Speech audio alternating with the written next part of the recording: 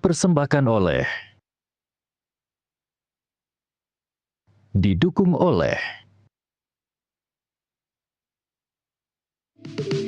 Pemirsa, jumpa lagi di program Doncast bersama saya Tasya Lutmila. Dan saya Don Bosco Selamun. Ya pemirsa, beberapa pekan ini perhatian publik tertuju pada kasus kematian diplomat muda Kemlu Arya Daru Pangayunan yang ditemukan tewas di kamar kosannya di kawasan Menteng, Jakarta Pusat 8 Juli dengan kondisi wajah tertutup, terbungkus plastik dan dililit oleh lakban. Seharusnya Bang Don, kasus ini selesai ketika Polda Metro Jaya kemarin melakukan rilis dan mengungkap bahwa meninggal tanpa keterlibatan orang lain. Meninggal tanpa keterlibatan orang lain itu istilah baru ya, Tas? Iya, kita baru sebagai media, sebagai media kita baru memahami ada istilah meninggal tanpa keterlibatan orang lain. Untuk kata bunuh diri ya? Bukan? Nah, itu yang kemudian dimaknai oleh media sebagai bunuh diri. Nah, tapi kemudian Bang Don dan juga pemirsa, pernyataan keluarga setelah rilis yang dikeluarkan oleh Polda itu membarakan kembali ketidakpercayaan publik, terutama di media sosial, karena keluarga menyatakan bahwa meyakini Arya Daru tidak bunuh diri. Itu mengingatkan saya pada kasus penembakan Brigadir Joshua dulu, kasus Sambo. Ferdy Sambo ya. Di Sambo yang kemudian sempurna dibilang dia bunuh diri ya. Iya. Tetapi pada akhirnya keluarga tetap ngotot, lalu kemudian terbongkarlah skenario yang besar tentang penembakan terhadap Brigadir Joshua itu. Iya. Nah, artinya kan kasus ini belum selesai ya? Belum selesai. Dan memang dari statement polisi sendiri menyatakan bahwa masih akan terus dibuka kalau ada kemungkinan ada bukti-bukti baru. Pengamatanmu dengan terhadap isi sosial media gimana? Kalau tadi bincang-bincang kita off air sama Bang Don, ketika Polda itu mengumumkan, memang aku sebagai media ketika mendengarkan satu demi satu keterangan yang menutup celah prediksi bahwa itu bunuh diri, aku akhirnya teryakinkan bahwa oh itu memang mungkin bunuh diri. Tanpa keterlibatan orang lain. Tanpa keterlibatan orang lain. Oke, tidak ada kata bunuh diri yang diungkap oleh polisi kemarin ya.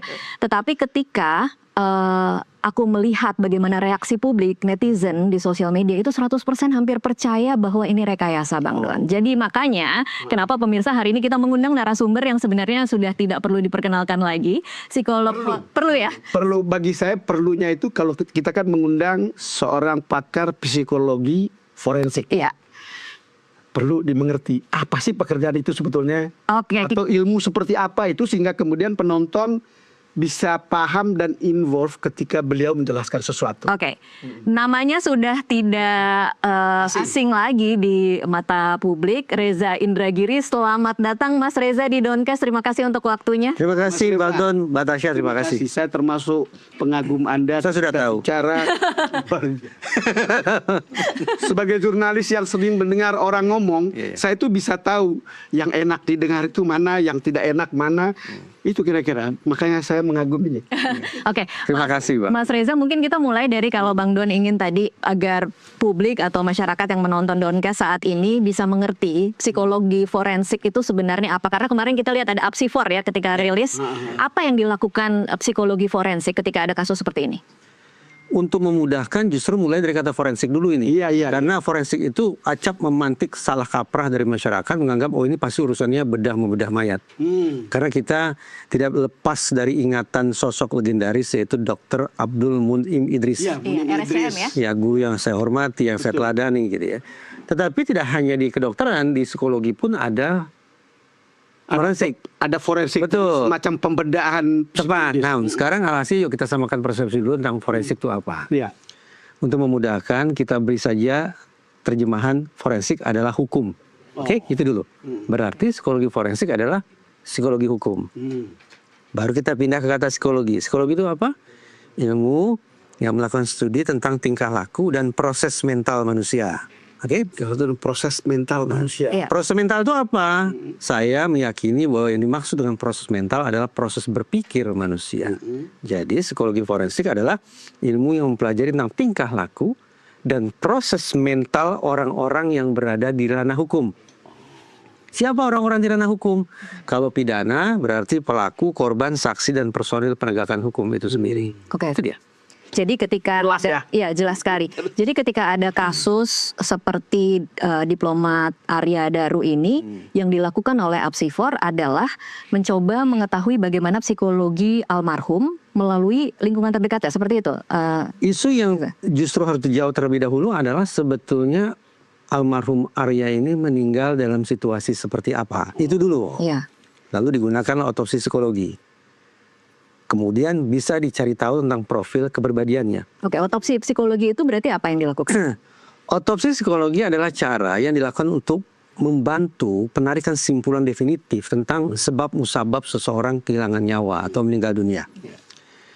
Ada penjelasan tentang sebabnya, ada penjelasan tentang situasinya. Kalau sebab, sepertinya kita sepakat ya, ketika almarhum ditemukan dalam kondisi terlilit lakban seperti itu, sangat menyedihkan memang. Kita pahami tampaknya almarhum memang meninggal akibat kehabisan napas. Iya saja ya, sederhananya ya, kehabisan napas. Pertanyaan yang muncul adalah, ini kehabisan napas almarhum ini berlangsung dalam situasi apa? Iya. Ada 4 kemungkinannya. Pertama, situasi alami. Berarti almarhum meninggal kehabisan napas misalnya akibat penyakit yang dia derita. Asma, TBC, dan seterusnya. Tapi maaf, kondisi almarhum seperti itu ketika ditemukan, itu jelas bukan sebuah situasi yang alami. Tidak biasa. Tidak biasa. Sehingga kemungkinan pertama bahwa ini sesak napas dalam situasi alami bisa kita kesampingkan. Kita pindah ke kemungkinan kedua. Almarhum meninggal dunia akibat sesak napas dalam situasi yang bersangkutan memutuskan untuk mengakhiri hidupnya sendiri. Suicide gitu ya. Nah, kita nanti bisa telah seberapa jauh kemungkinannya. Atau kemungkinan yang ketiga, almarhum meninggal dalam akibat sesak napas, kehabisan oksigen, akibat perbuatan orang lain. Perbuatan orang lain. Homicide. Iya. Orang pukul rata mengartikan homicide itu sebagai pembunuhan, padahal belum tentu. Belum tentu ya. Pokoknya kalau ada seseorang meninggal akibat perbuatan orang lain, itulah homicide. Bisa pembunuhan berencana, penganiayaan, pengeroyokan, dan seterusnya. Oke. Dan kemungkinan yang keempat adalah almarhum meninggal dunia akibat kehabisan oksigen dalam situasi kecelakaan. Almarhum sedang melakukan suatu aktivitas, apapun itu aktivitasnya, tapi tanpa disadari, tanpa bisa diantisipasi, almarhum tiba-tiba masuk dalam sebuah situasi kritis. Dia tidak bisa mengendalikan situasi kritis sampai kemudian kehilangan nyawanya. Itu makna kecelakaan. Kecelakaan. Ketimpa bangunan. Betul. Kecelakaan lalu lintas. Nah, kira gitulah ya. Ketika otoritas kedokteran sudah menarik simpulan ini meninggal akibat sesak napas, gitu, psikologi forensik bisa berkontribusi dengan mencari tahu situasinya. Kira-kira ini alami, bunuh diri, akibat orang lain, atau kecelakaan. Oke, kalau tadi kita membahas Bang Don dan saya mungkin 80% percaya bunuh diri, tapi publik percaya 100% ini rekayasa. Mas Reza, teorinya apa? Polisi sebetulnya menggunakan kalimat yang bersayap, yaitu almarhum Arya, bahkan di Reskrimum tidak menggunakan kata almarhum, sempat menggunakan kata korban. Kata korban, ya. Kata korban. Karena saya orang psikologi forensik, begitu seorang penegak hukum menyebut kata korban, maka saya bayangkan di seberang korban ada apa? Ada pelaku. Ada pelaku. Berarti jangan-jangan ini ada sikap yang ambivalen dari otoritas penegakan hukum kita. Bahkan mereka sendiri mungkin masih ada Rancu. terbuka. Nah, Ada terbuka bahwa jangan-jangan ada pelaku ya. Saya sendiri ketika baca di koran menggunakan kata korban, itu memang ada pertanyaan kayak begitu. Orang psikologi atau mungkin awam pun kan paham atau mengenal istilah slip of tongue ya, Iya. keselio lidah.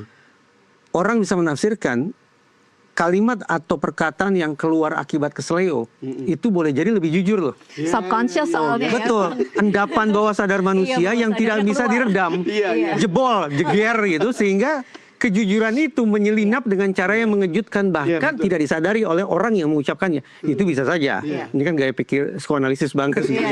Nah, itu satu.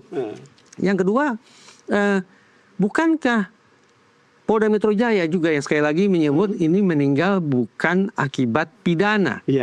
Tapi menjadi kontras ketika almarhum Arya disebut sebagai seorang korban. Itu kan kontradiktif sekali ya. Penggunaan kata-kata yang kontradiktif itu yang memberikan bahan bakar bagi publik untuk kemudian menaruh syakwa sangka ini terkesan ada sesuatu yang ditutup-tutupi, terkesan belum ada ketuntasan yang sungguh-sungguh terkait dengan bagaimana kasus ini harus diungkap Jadi, oleh otoritas. Mas Reza, lagi-lagi pertanyaannya, Mas Reza percaya yang mana? Begini, panjang nih. Saya mencoba mengikuti data-data dan temuan baik dari pihak Polda Metro Jaya maupun dari Kompolnas. Ya. Kita ingat kembali ya, apa perkataan mereka ya. Pertama, kamar dalam kondisi terkunci. Ada kunci berlapis. Terkunci dari dalam. Tidak ada tanda-tanda pengerusakan terhadap kunci. Berikutnya, sudah dilakukan pemeriksaan terhadap langit-langit kamar, plafon kamar, juga tidak ada tanda-tanda dijebol atau apapun Jadi sejenisnya. akses memang hanya pintu dan jendela, itu dikatakan kan? Jendela memang ada semacam luka bekas congkelan, tetapi dari rekaman CCTV terlihat bahwa congkelan itu dilakukan tabukan oleh penjaga kos sendiri. Sampai kos. Ya, yang melakukan itu berdasarkan permintaan berulang dari istri almarhum. Sudah berapa nih? Lanjut. Rekaman CCTV, paling tidak yang bisa kita lihat di media, tidak memperlihatkan adanya gelagat yang mencurigakan. Ya, penjaga kos patroli juga, ya mungkin orang hanya menafsirkan yang bukan-bukan, tetapi mata awam saya melihat penjaga kos patroli itu justru merupakan bentuk perilaku yang bertanggung jawab gitu. Tugas rutinnya. Betul, jadi penjaga kos. Ya. Nah, ada juga keterangan dari sesama penghuni rumah itu yang tidak mendengar kegaduhan apapun pada malam itu. Ya. Ya, ketika dilakukan pemeriksaan terhadap ruangan, terhadap lakban dan seterusnya, sidik jarinya juga cuma satu. Nah, rangkaian data atau temuan semacam itu memang memandu saya untuk bernalar bahwa kemungkinannya cuma dua berarti ini. Almarhum meninggal akibat bunuh diri ataukah almarhum meninggal akibat kecelakaan. Hanya dua itu.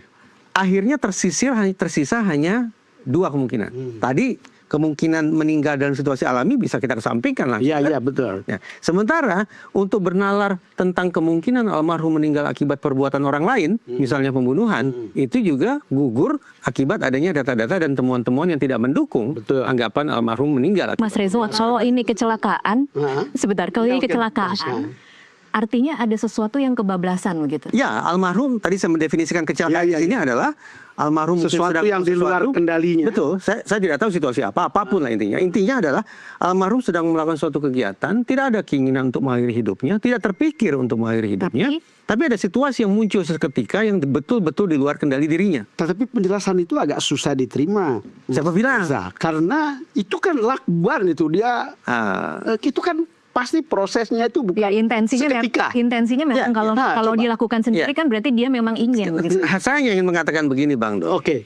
Orang menutup kepala pakai lakban, apakah serta-merta 100% kita yakini sebagai cara orang untuk menghabisi? Ya, saya juga tidak serta-merta.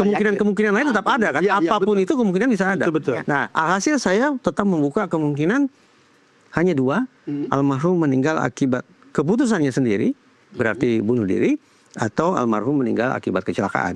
Namun, ke teman-teman di Polda Metro Jaya dan juga kepada Kompolnas dalam sejumlah kesempatan saya sampaikan saran begini saja, saran ya. Sekiranya memang teman-teman di Polda Metro Jaya tidak menemukan adanya tanda-tanda pidana, maka simpulan yang perlu disampaikan kepada publik yang terbaik menurut saya adalah kalimatnya seperti yang sudah disampaikan oleh Polda Metro Jaya. Arya meninggal bukan akibat perbuatan pidana. Titik. Ya, bukan perbuatan orang lain. Ya, dan bukan merupakan pidana. Bukan pidana. Sesungguhnya kan terbuka ruang spekulasi 3 berarti. Entah itu alami, entah itu bunuh diri, entah itu kecelakaan. Tapi alami bisa kita kesampingkan. Tinggal 2. Persoalannya apakah itu bunuh diri ataukah kecelakaan? Menurut saya sama sensitifnya.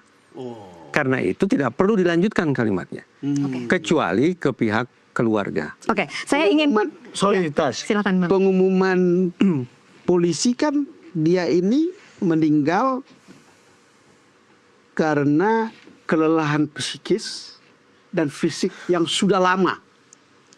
Lalu itu apa? Bang Dan ingin mengatakan apa? Saya mau menanyakan kalau sudah lama, kalau saya lelah atau saya sakit. Saya kan punya mekanisme psikologis atau fisik yang mengatakan saya perlu cari penyembuhan begitu. Bang Don barusan menyebut itu kondisi psikisnya siapa? Ini kan itu psikis saya. Bukan. Ini yang keletihan yang segala macam itu kondisi psikisnya siapa? korban. Kata siapa? Dari penjelasan polisi. Oke, gini ya, berarti kita asumsikan bahwa polisi sudah mengumumkan tentang kondisi psikis korban. Betul. Gitu ya, hasil otopsi psikologi. Saya tidak mau merespon. Oh. Mengapa? Kenapa tidak mau merespon? Coba kita simak baik-baik. Polisi mengumumkan secara resmi almarhum meninggal bukan akibat pidana. Berarti kehidupan dan kematian almarhum serta-merta menjadi isu privat.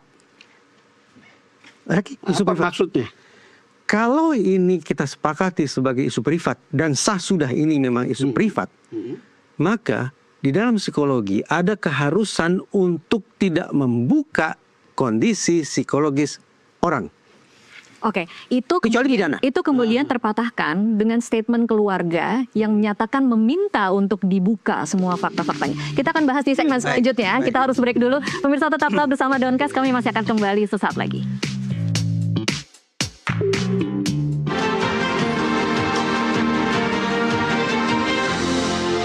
Dipersembahkan oleh, didukung oleh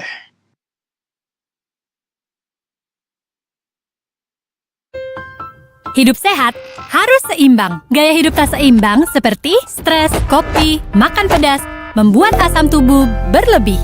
Cairan asam ini mewakili gaya hidup kita. Pristin 8,6 Plus bantu menetralkannya. Dengan pH tinggi, teknologi Jepang menghasilkan mikromolekul yang cepat diserap tubuh. Yuk minum Pristin 8,6 Plus setiap hari. Seimbangkan hidup Dengan Pristin 8,6 Plus.